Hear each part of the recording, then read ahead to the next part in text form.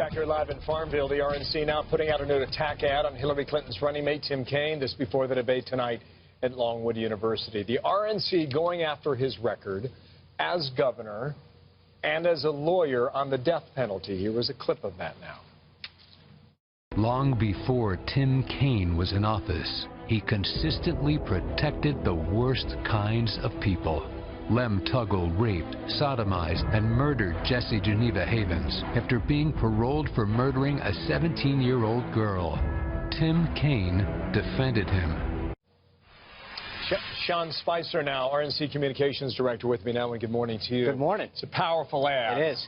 What's it all about? Well, I think Tim Kaine likes to talk about his record and his past, but he doesn't like to talk about certain pieces.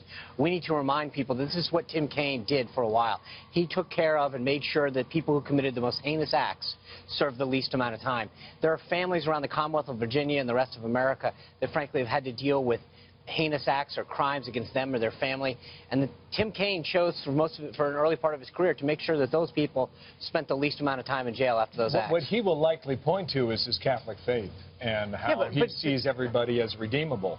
That's fine. That's why he made the decisions he did. That's fine, and I understand that, and I think the Lord teaches us to give, to forgive. There's no question that's a tenet of both Catholicism and Christianity as a whole. But there's a difference between spending your time making sure that those people serve the least amount of time. It wasn't that he believed in redemption.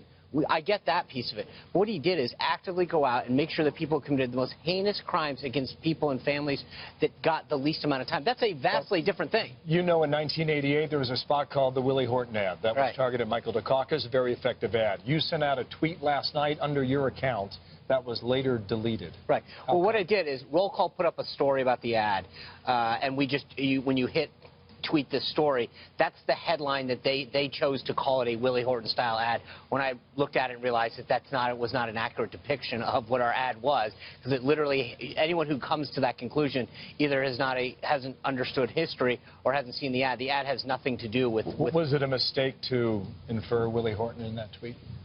When I hit the button, yeah, absolutely. That's why I deleted it. I realized it was a mistake.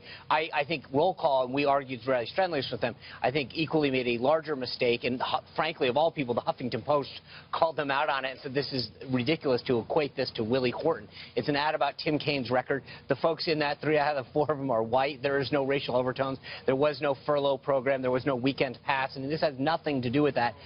It literally just has to do with the kind of heinous crimes that Tim Kaine sought to reduce their sentences.